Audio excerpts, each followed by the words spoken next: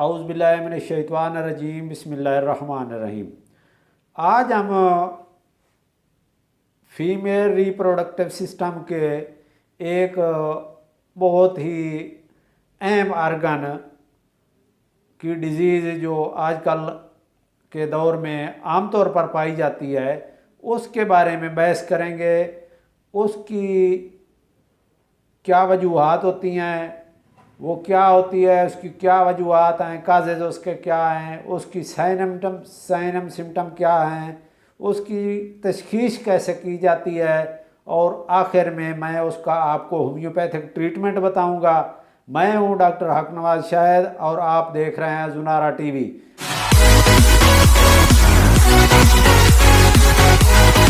अभी तक आपने जुनारा टीवी को सब्सक्राइब नहीं किया तो सब्सक्राइब कर लें ताकि जो भी मैं नई वीडियो लोड करूं वो आप तक फ़ौरन पहुंच सके। तो आते हैं आज के मौजू की तरफ। यूट्रस जो होती है वो नॉर्मल हालात में वो मेंसेस से रिलेटेड होती है गैर शादीशुदा औरतों में, और जो शादीशुदा औरतें हैं उसमें जो बच्चा है वो 9 महीने 9 दिन तक उसी में परवरिश पाता है और वो उसके बाद पैदा होता है। तो एक जो आजकल के दौर में जो एक बहुत ही अहम और बहुत ज़्यादा मर्ज देखने में आई है औरतों में, वो है यूट्राइन फाइबर, यानी कि आम ज़बान में उसको हम बच्चादानी की रसौली कहते हैं और उसको जनाब हम ट्यूमर भी कहते हैं। ये जो ट्यूमर होती है यूट्राइन फाइबर है या ट्यूमर है, ये बच्चेदानी के अंदर भी पाई जाती है, उसके मुंह के साथ भी पाई जाती है और उस की दीवारों के बच्चेदानी की दीवार के बाहर यानी कि दूसरी तरफ भी ये पाई जाती है। ये मुख्तलिफ साइज़ में होती हैं, मटर के दाने से लेकर 1 किलो तक भी पाई गई हैं बाज़ औरतों में। तो ये जो अगर छोटी हैं तो बाज़ औक़ात ये बिल्कुल तकलीफ़ भी नहीं देती और महसूस भी नहीं होती। अगर बहुत बड़ी हो जाएं तो ये काफ़ी ज़्यादा मसाइल पैदा होते हैं, इनफर्टिलिटी तक ये मसाइल पैदा हो जाते हैं औरतों में। तो ये जो है ये जो यूट्राइन फाइबर है ये मसल्स और फाइबर से बनी हुई होती है और ये बच्चेदानी के अंदर भी होती है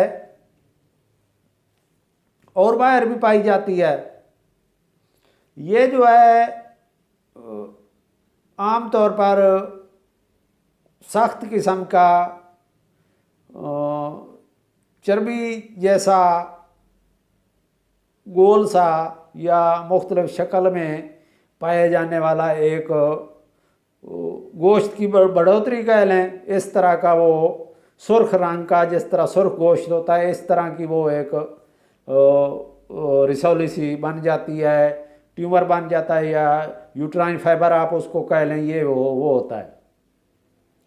ये आमतौर पर 13 साल की उम्र से लेकर जब कोई बच्ची जब जवान होती है तो जब तक वो बच्चे पैदा करने के काबिल 45 साल तक 50 साल तक होती है तो तब वो ज़्यादा चांसेस होते हैं। मीनोपाज में बहुत ये कम देखने में आई है। तो ये इसके जो साइज़ है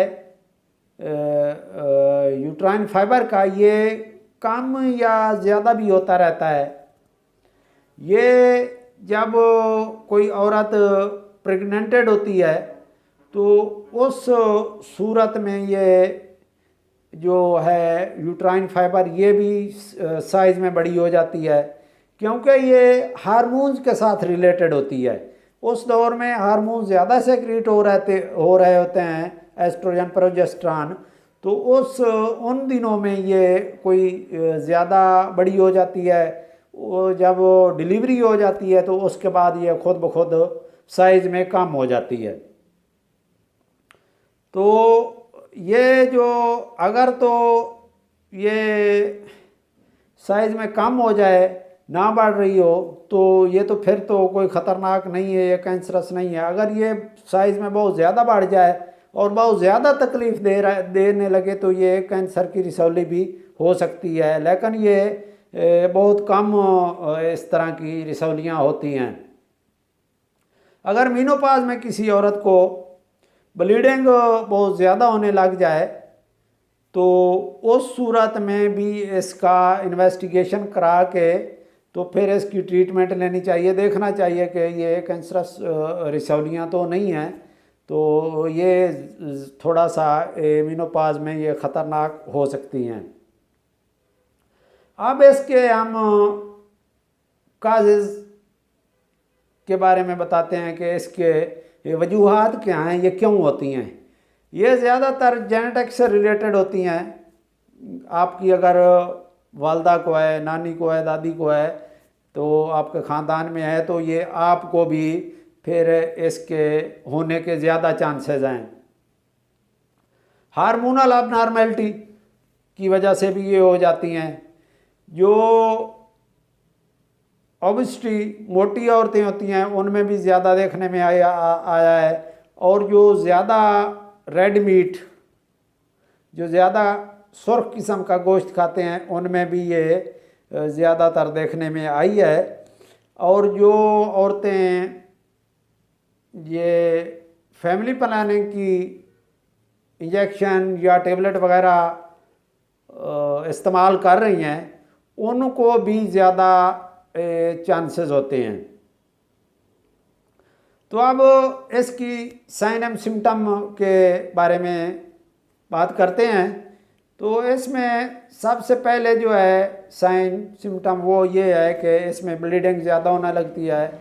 जो मेंसेस हैं वो इर्रेगुलर हो जाते हैं। बाज़ औक़ात एक पीरियड ख़त्म नहीं होता तो दूसरा शुरू हो जाता है, यानी कि 15-15 दिन मेंसेस लगातार आते रहते हैं। इसके अलावा जब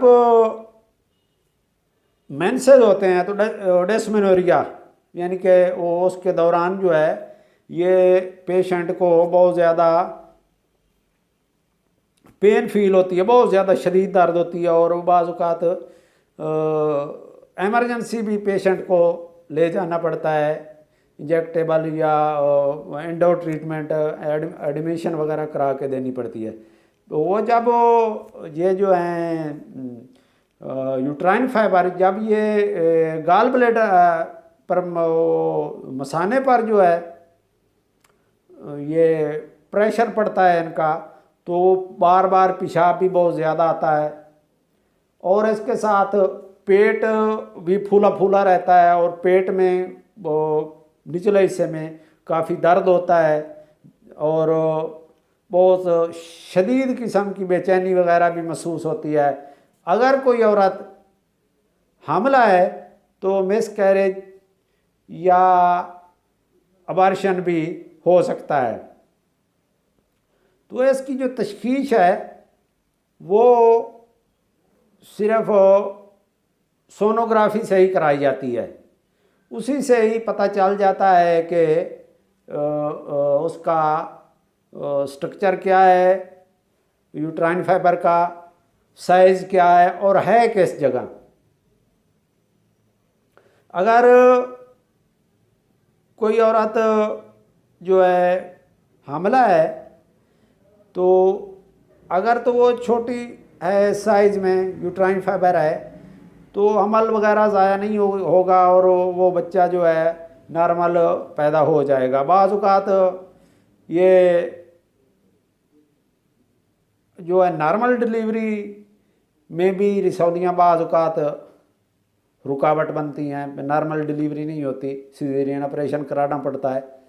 तो इसलिए अगर तो बह रहे हैं तो फिर तो ये नॉर्मल डिलीवरी हो जाएगी, कुछ नहीं होगा। अगर अंदर हैं या मुंह के साथ हैं तो ये फिर उस सूरत में प्रेग्नेंटेड के लिए बहुत ज़्यादा तकलीफ़ दे होती हैं। अगर हमल ज़ाया ना भी हो तो ये फिर जब डिलीवरी के टाइम ये मसला पैदा करती हैं। तो अब इसकी जो ट्रीटमेंट है होम्योपैथिक, वो मैं आपको बताने से पहले एक गुजारिश कर दूं कि ये जो मैं दवाइयाँ बताऊंगा ये सिर्फ आपके नॉलेज के लिए हैं। क्यों होम्योपैथिक जो ट्रीटमेंट होती है ये साइन एंड सिम्टम के मुताबिक दी जाती है। वो पेशेंट को बेलमुशाफा मिल के डॉक्टर से और उसको सारी तशखीस करके फिर दी जाती हैं। ये जनाब आप दवाइयाँ इस्तेमाल कर सकते हैं, लेकिन अपने करीबी डॉक्टर जो है होम्योपैथिक डॉक्टर उसके मशवरे से आपने इस्तेमाल करनी है।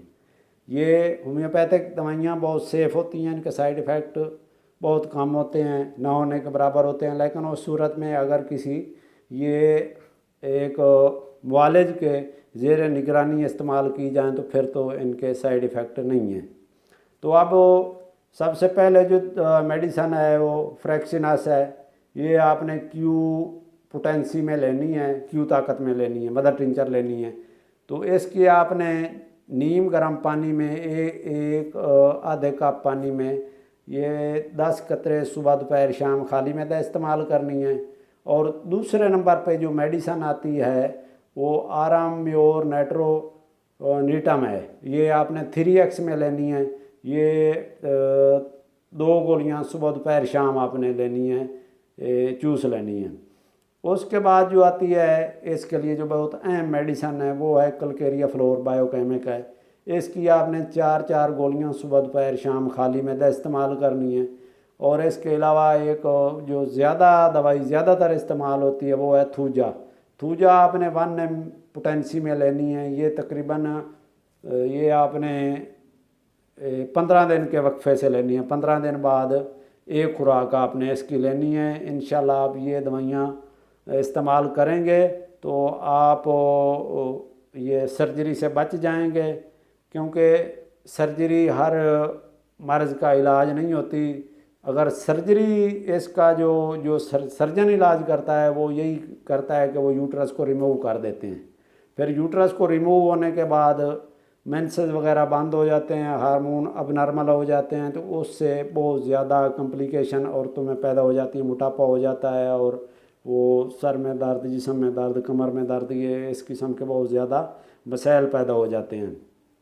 तो आप बेहतर यही है कि किसी भी होम्योपैथिक डॉक्टर से मिल के उनके मशवरे से ये मेडिसिन इस्तेमाल करें। इंशाल्लाह अगर आपको ये मसला है तो बिल्कुल ये ठीक हो जाएगा। अब मिलेंगे नेक्स्ट वीडियो के साथ। खुदा।